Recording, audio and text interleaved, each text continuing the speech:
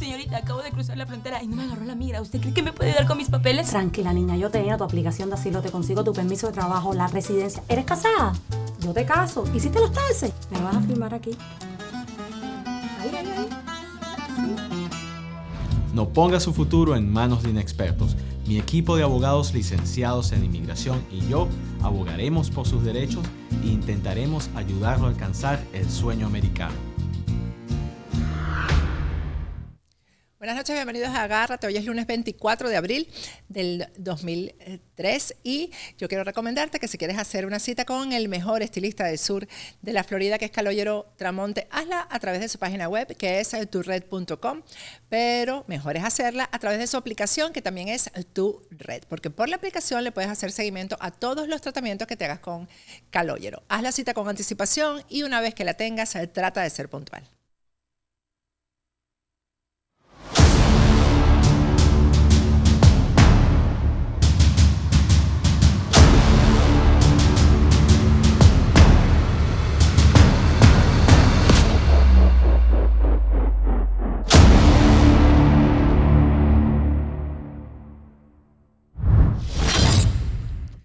Buenas noches, bienvenidos a Agárrate. Hoy es lunes 24 de abril del año 2023 y vamos a comenzar la semana y el programa el día de hoy conversando con Humberto González. Buenas noches, Humberto, ¿cómo estás?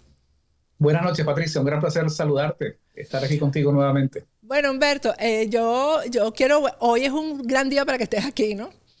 Hay que aclararle, digamos, hay que darle luces a la gente con respecto a cosas que están pasando, ¿no? Primero tenemos que comentar el comunicado de Juan Guaidó, en el que prácticamente dice que está yéndose de Venezuela. Vamos a ponerlo en pantalla para comentarlo con Humberto. Dice: acabo de llegar a Colombia de la misma manera que lo han hecho millones de venezolanos antes que yo, a pie. He venido en el marco de la cumbre convocada por el presidente Petro este martes 25 de abril y solicitaré reunión con las delegaciones internacionales que asistirán. Sostendré encuentros con la diáspora venezolana, a quienes el régimen de Maduro ha expulsado y les está negando sus derechos básicos y de participar en la primaria de este año y en las elecciones presidenciales. Espero que la cumbre pueda garantizar que el régimen de Maduro regrese a la mesa de negociaciones en México y se acuerde un programa creíble para unas elecciones libres y justas como solución al conflicto. Nuestra lucha es para que los derechos de los venezolanos valgan, para que su voto valga. Seguiré elevando la exigencia de nuestros venezolanos en el exilio que reclaman participar en la primaria, las elecciones presidenciales y las que seguirán. No voy a parar de denunciar los crímenes de lesa humanidad cometidos por el régimen de Maduro. Exijo la libertad de los casi 300 presos políticos que permanecen en los calabozos, que se deje de perseguir a mi familia, a mi equipo y a los que luchan por una mejor Venezuela. Nuestra lucha es por elecciones libres y por el respeto a los derechos humanos. En los últimos días, el régimen nuevamente ha elevado las amenazas en mi contra y su objetivo es callar mi voz. Yo no voy a permitirle eso a Maduro. A pesar del riesgo que implica salir nuevamente a buscar apoyo del mundo para los venezolanos, como lo he hecho antes, no voy a dejar de hacerlo. La lucha por la libertad de Venezuela exige hacerlo unidos y pasa por lograr las garantías necesarias para una primaria que se respete y que sea el factor aglutinador de la mayoría. Para que esa lucha funcione, tenemos que lograr que la elección presidencial sea realmente una oportunidad de cambio y de reencuentro para Venezuela. Eso tiene que estar por encima de cualquier candidatura o interés personal. Humberto, bueno, lo primero que a mí me extraña, porque ya en una oportunidad tuve que salir de Venezuela y el último lugar, si hubiera estado Petro ahí, a donde yo me hubiera ido, es a Colombia a pedirle protección a Petro, ¿no? Y habiendo tenido Juan Guaidó tanto apoyo por parte de Estados Unidos, lo lógico no sería que si va a irse de Venezuela pidiera asilo aquí en los Estados Unidos. Habría que ver por qué no ha tomado la decisión y si va a pedir asilo, porque prácticamente aquí dice que no va a regresar. Y también me llama la atención porque dice que ha recibido amenazas en su contra y bueno, públicamente hemos visto, Humberto, como Jorge Rodríguez, el propio Diosdado Cabello, han dicho que también hay opositores involucrados en los hechos de corrupción que arrastraría el caso de Tarek El Aissami. Una cosa que me llamó la atención que dijo Diosdado en el último programa es que ahora van a aprobar una ley para quitarle absolutamente todos los bienes al que sea acusado de corrupción o de narcotráfico. Y eso sería en la etapa del juicio que comienza. O sea, apenas detengan a la persona, sin haberlo enjuiciado, sin haberlo declarado inocente o culpable, les van a quitar absolutamente todo. Diosdado aclaró incluso que hasta los bienes antes de las investigaciones, es decir, que si una persona tenía una herencia, un bien, etcétera, antes de corromperse o de presuntamente corromperse, también se lo van a quitar, ¿no? Bueno, una cosa absolutamente arbitraria, pero ya lo van a aprobar. Ya Diosdado dijo que eso ya estaba prácticamente aprobado. ¿Qué piensas tú de esto y de la reunión que se está dando en Colombia bajo la égida de Petro? Bueno, lo que podemos decir es que en este momento, sin duda, todos estos elementos que están saliendo, están emergiendo, demuestran que el régimen está en un momento, hay una crisis interna, hay un momento de gran debilidad. Desgraciadamente para Venezuela, ese momento de debilidad y esa crisis estructural que se está desarrollando dentro del régimen chavista ocurre justamente cuando no hay oposición. No existe una oposición real. Lo que hay es una falsa oposición que está dando bandazos. Bueno, Guaidó dice que, bueno, que va a ir a Colombia, que quiere ser portavoz, además portavoz de un planteamiento que no tiene el apoyo de los venezolanos, porque es un planteamiento que va a ninguna parte. O sea, acá nos quieren poner a discutir el tema de las primarias, el tema de las negociaciones, como decir, bueno, pasamos la página y ya estamos en esto que hay y no hay discusión. Y yo creo que el rechazo y la indiferencia que la gente ha mostrado frente a las primarias, frente a las negociaciones que no tienen respaldo de los venezolanos, es justamente porque en gran medida la gente percibe que eso es el rumbo a la incertidumbre, o sea que vamos de ningún lado a ninguna parte. Yo creo que en realidad lo que hay es una situación en la cual el régimen está ocurriendo un cambio interno dentro del régimen chavista, donde la alianza de Nicolás Maduro con los hermanos Rodríguez y Diosdado Cabello está justamente generando una serie de purgas, una serie de limpiezas internas, justamente para ellos seguir, digamos, concentrando más poder. Pero esto también hay que verlo en la perspectiva de que esta es una primera ola. Esto que están haciendo con el grupo de Tarek El Aissami es lo que les va a permitir legitimar acciones que de manera ulterior vendrán en contra de la gente de la falsa oposición.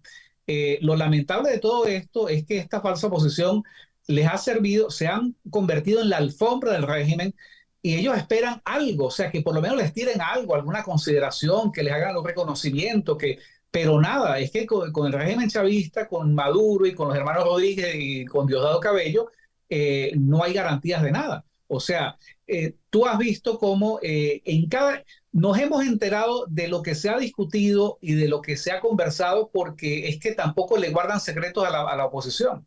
O sea, ellos no esperan un momento para ellos mismos sabotear ese proceso de negociaciones que supuestamente están buscando. De manera que yo creo que acá lo que hay es lamentablemente una crisis estructural que está ocurriendo en el Estado chavista, pero que no hay una fuerza, y es todo esto que está ocurriendo de ir o sea, que la oposición esta dice que va a ir a Bogotá a hacer qué, o sea, a legitimar el escenario que Petro le está montando para ayudar a Nicolás Maduro. Petro se ha convertido en el gestor de buenos oficios, no de gratis, por supuesto, de Nicolás Maduro ante los Estados Unidos. Sí. Entonces, lo que no nos debe sorprender es que Petro, porque hay que entender esto, no hay que perder la perspectiva de que a pesar de que Petro representa lo que él pueda representar, una tendencia supuestamente de izquierda, esa es otra discusión, lo cierto es que Estados Unidos tiene sus bases militares en Colombia y eso no va a cambiar. Entonces, o sea, la relación de Colombia con los Estados Unidos no está cambiando en lo sustancial. Pero donde sí vamos a ver el impacto es cuando un gobierno como el de Colombia se ofrezca como garante frente a los Estados Unidos para abogar en función del régimen venezolano. Por eso Petro pues también se hace eco de lo que hemos venido denunciando, de decir, bueno, es que hay que sea el pueblo el que elija, el pueblo soberano elige, pero ¿cómo va a elegir el pueblo soberano si el que cuenta los votos es el Consejo Electoral Chavista? Y es lo que hemos venido denunciando, es lo que tú has denunciado, es lo que mucha gente ha denunciado en Venezuela, pero es lo que la falsa oposición se niega a aceptar. Entonces ellos están ya embalados en ese camino de las primarias, embalados en el camino de las elecciones, a sabiendas de que eso lo que va a producir es más desgaste, más descrédito y perder oportunidades realmente de capitalizar el descontento. Lo hemos hablado muchas veces. Yo creo que el camino es otro, no estar haciéndole el coro al régimen chavista cada vez que inventan una mesa de negociaciones y tirarle un salvavidas para ver cómo ellos siguen a flote. Porque todos los expertos en elecciones, Humberto, han, digamos, hecho la lista de las irregularidades que se cometen y que no, precisamente que son las que hacen que las elecciones no sean transparentes. Por ejemplo, no es solamente en el momento de votar, es todo este abuso mediático del régimen. Ahora Maduro también tiene un programa. Y eso es en camino a las elecciones. El uso de los medios, el atropello, las inhabilitaciones de los candidatos, bueno, cantidades de cosas que los venezolanos en el exterior no puedan votar. ¿Por qué esa oposición que se sienta a negociar nunca lleva la lista como inamovible, como condiciones inamovibles para poder llegar a un acuerdo? Yo creo que la respuesta es que ellos se acostumbraron a ser oposición. No es un tema ni siquiera de costumbre, es que ser oposición en Venezuela es un negocio. Es un negocio. O sea, podemos hacer la lista de las irregularidades, podemos hacer la lista de los líderes de esa falsa oposición que viven en el exilio y que no trabajan.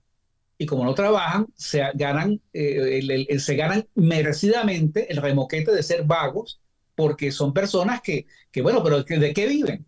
Voy a citar uno, no, pero hay muchos más. Leopoldo López, por ejemplo. O sea, ¿de qué vive Leopoldo López? ¿Cómo financia su vida Leopoldo López? ¿Con qué moral él puede seguir hablando de que hay que adecentar la política, hay que hacer? ¿Cómo él puede pretender liderizar a los venezolanos si él es el ejemplo de la inmoralidad? Entonces, bueno, y así como él, es uno, pero hay una lista inmensa de mucha gente que entendieron que, bueno, que el negocio está, y evidentemente, si faltasen pruebas, bueno, ahí está la última experiencia del interinato, que mucha gente llama el amponato, el amponato ese interino que montaron, donde hicieron todos los negocios, donde no rindieron cuentas. Entonces, siempre hay toda una cantidad de negocios conectados con el gobierno. Ahora, la otra gran pregunta, ¿de dónde sale el dinero para financiar esas campañas? No hay la menor duda que el gran beneficiario de que haya un clima electoral en Venezuela es el régimen chavista.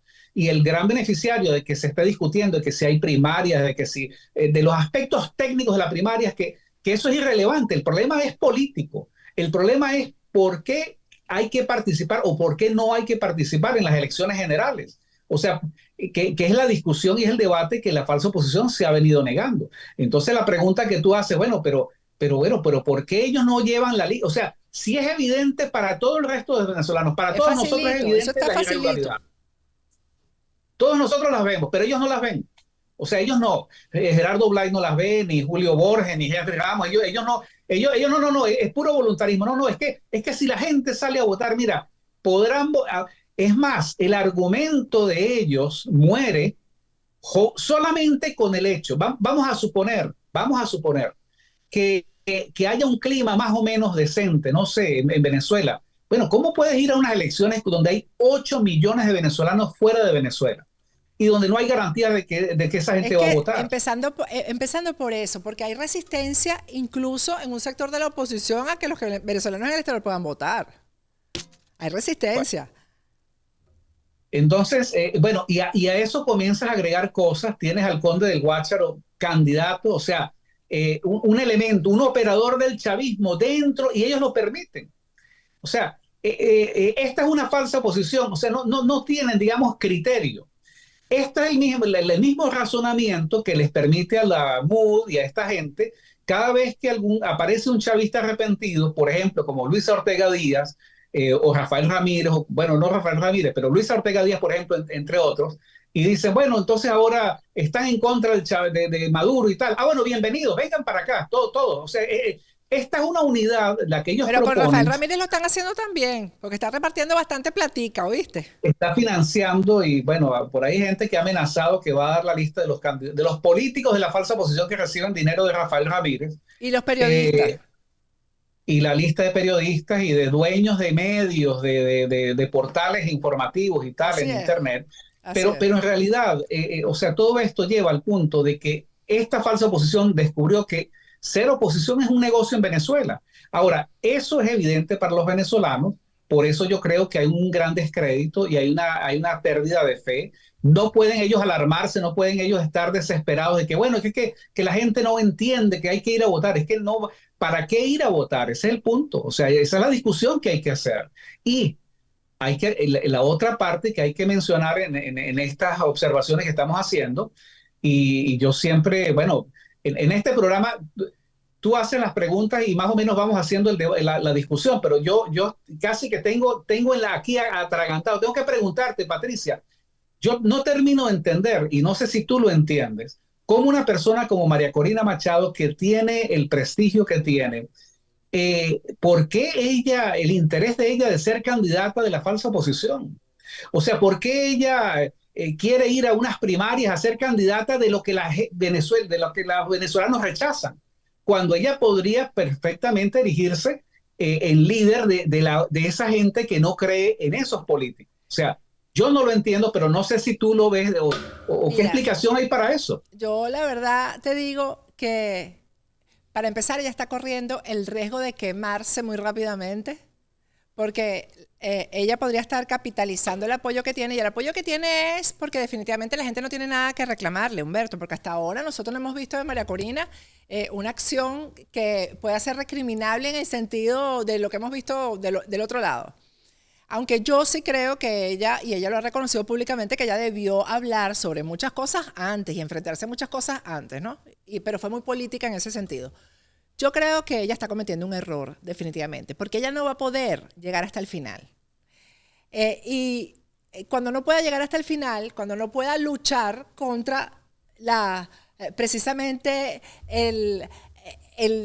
la planadora que va a pasar el régimen a su antojo, entonces, ¿qué va a pasar ahí? La gente se va a frustrar contra ella, se va a molestar contra ella y va a pasar a estar en la lista de Capriles, de Rosales, de Guaidó, y ahí se va a perder, yo creo que ahí se va a perder lo que tú dices, una oportunidad de aglutinar el malestar y trabajar en ello, aunque no sea para inmediatamente. Entonces, a mí me parece que ella se va a quemar muy rápido por esto, porque ella no va a poder rematar la faena, no va a poder, porque está frente a un régimen que suicida detenidos, o sea. Entonces. Y claro, ahí es donde la crítica que yo hago es la crítica es al voluntarismo, a la fantasía, al idealismo, a los políticos que dicen que son políticos pero son fabuladores. Entonces eso, por ejemplo, eso que tú estás señalando es lo que muchas veces llena el discurso político de, no, la esperanza es lo último que se pierde y tal. Bueno, pero es que estás luchando contra un régimen que trabaja las 24 horas del día, tiene los recursos y como tú lo dices, o sea, ellos no escatiman para liquidar físicamente a sus adversarios. Ahora, ¿cómo se puede ir a confrontar de esa manera? No hay, digamos, la correlación de fuerzas está completamente desbalanceada. Y yo sí creo que ahí se pierde una oportunidad porque lo que es cierto que María Corina no ha tenido responsabilidades, no se le puede acusar, hasta ahora nadie puede decir que se puede atacar su honestidad, pero la gente sí le va a cobrar que ella pretenda pues ser la cara de todo ese lastre que va inclusive creo que hoy lo leí en Twitter, Voluntad Popular ante la posible salida de Guaidó a Colombia y posiblemente que se va a exilar, estaría considerando apoyar a María Corina. Ahora, una persona con criterio como María Corina, ¿qué es lo que corresponde? Que ella diga, yo no acepto el apoyo de Voluntad Popular, me avergüenza el apoyo de Voluntad Popular y no lo quiero. Ella debe verse en el espejo de la elección que ocurrió en el año 98 en el enfrentamiento de Salas Romer con Hugo Chávez. Todos sabemos y hemos visto, y el tiempo lo demostró, fue un error de Salas Romer el haber buscado el apoyo de Adeide Copey. Lo que correspondía ahí era que Salas Romer tenía que romper con ellos y la gente habría respondido, seguramente lo hubiese Eso es bueno apoyado. que lo digas porque una cosa es la dirigencia, otra cosa es la base. Completamente. Exactamente. Bueno, ocurrió justamente lo contrario. Hugo Chávez atacando a las cúpulas de Adeide Copey y las bases de Adeide Copey votando masivamente por Chávez. Entonces, María Corina debería revisar son lecciones de la historia, y yo creo que ella tendría, yo siempre he dicho, aquí hay dos maneras, en Venezuela hay dos maneras de hacer, el que quiera hacer política en serio en Venezuela, de verdad, hay dos maneras. Una es irse a la clandestinidad y armar un aparato, eso cuesta dinero, eso cuesta recursos, es muy difícil, y la otra es irse al exilio. Irse al exilio no a lo que están haciendo los de la falsa oposición, sino a organizar y Lo hacer que hizo alianzas Rómulo con Betancourt. estados. Exactamente, pero no es el exilio donde, me voy al exilio a esperar a ver qué pasa en Venezuela. No, tú lo has dicho, Rómulo Betancourt fue un estadista, salió de Venezuela a buscar alianzas, no solamente con políticos, con estados. La única manera de poder derrotar al régimen chavista es hacer una coalición de estados, de gente que se comprometa, de gente que entienda el papel extraordinario que podría hacer María Corina Machado en el exilio, explicando a los diferentes líderes en el mundo lo que pasa en Venezuela, sería de una gran ayuda, mucho más que el papel que hace ahora, tratando ella de decir unas cosas que no termina de decir porque la pueden meter presa. Y yo sí creo que, y lo digo porque al igual que tú, yo sí creo que es una oportunidad que se puede perder. La única crítica que yo le hago a ella es desde el punto de vista político, nada en lo personal. Claro. Yo creo que si en Venezuela tuviésemos una democracia, un sistema de garantías, María Corina Machado sería una presidenta de lujo. No tengo la menor duda. Yo creo Pero que no hay garantías, no hay condiciones. para mí ella es el último de los mohicanos, tú sabes. Bueno, que no se pierda y que no se diluya en todo esto, que no tiene, o sea, yo no te digo, yo no le veo el sentido de que ella se meta en esa licuadora de las primarias de la oposición. Creo que, como tú dices, es un error. Y creo que eso o sea, si ella continúa por ese camino, seguramente pues podría liquidar quizás la única esperanza en cuanto al liderazgo, ¿no? Ya pues, si eso es así, habrá que pensar en otras cosas porque, bueno, hay que seguir luchando. Es que yo creo que no va a ganar ni siquiera las primarias. No las va a ganar. Porque el gobierno, el régimen, no va a permitir que las gane. O sea, bueno, porque es que la realidad es que, o sea, estamos frente a una situación donde el chavismo tiene los mecanismos para escoger el candidato de la oposición. Entonces, bueno, si eso no se entiende. Eso está a la vuelta de la esquina, esa elección. A mí me da risa porque Diosdado Cabello, yo cuando lo oigo decir que va a quedar de sexta, me imagino cuando estén dando el resultado que María Corina queda de sexta. Porque es que, y él lo dice, ya van a ver, porque es que eso lo manejan ellos. Y lo van a manejar ellos. Igual, independientemente de quién sea el candidato de la oposición, ellos montan su trampa, o sea, tiene que ser creíble, o sea, tiene que ser un argumento que cuando se presenta ante la comunidad internacional digan, bueno, es que mira, Maduro le ganó al candidato de la oposición por un punto porcentual. Faltaron 100,000 votos, pero ganó. O sea, ellos te presentan, digamos, una versión que es digerible, ¿no? Y a la final eso es lo que cuenta. ¿Qué le corresponderá al candidato de la oposición? Reconocer el triunfo de Maduro, porque es que no hay otra cosa. Y entonces, ¿qué nos van a decir? No, bueno, es que la gente no salió a votar. O sea, esa es una estrategia que no va a ninguna parte. Yo creo que estamos frente a una situación en la cual la pérdida de credibilidad y de influencia de esa falsa oposición prácticamente deja sin opciones en lo inmediato. Yo creo que la única opción es lo que está ocurriendo en la calle, la protesta, los sindicatos y, sin duda, lo hablábamos la vez pasada, la implosión que se está cocinando, que eso está ahí. O sea, hay muchos factores que van en contra, que están, digamos, operando en contra del régimen y ellos tampoco van a tener la capacidad de controlarlo todo. De manera que yo creo que sí hay que comenzar a mirar esos nuevos liderazgos que se están formando, que están surgiendo, que son con los cuales se puede construir la nueva Venezuela, que es la que tendrá que reconstruir todo el desastre y que ha hecho el chavismo en estos 20 años. Lo otro que quería comentar contigo antes de que termináramos esta conversación es los aliados que tiene el régimen. Esta semana pasada ya vimos dos visitas, de una representación del régimen iraní y también de los rusos, del gobierno de Rusia. esos son los aliados del régimen. Y además, esto es apenas días de ocurrido todo este tema de Tarek, que afectó lo de la gasolina, que se sabe además que estaba privilegiando a Irán sobre Rusia y sobre Cuba, y ahí vino parte del problema. Estas alianzas que son muy poderosas, Humberto, o sea, que te apoye Rusia y que te apoye Irán, eso también influye en lo que pueda pasar en unas elecciones. Ni a Rusia, ni a Irán, ni a Cuba le conviene que gane María Corina, por ejemplo. Sin duda, y eso que tú apuntas es sumamente importante, que muchas veces se pierde de vista. La gente cree que la gente equivocadamente, porque hay el mito del pueblo soberano, no es que el pueblo venezolano decide, no, mira, aquí estamos en más que soberanía, lo que hay es codeterminación, porque dependemos de muchas cosas. Entonces, yo creo que lo que hay es una situación en la cual nosotros dependemos del juego geopolítico, de la geopolítica a nivel mundial.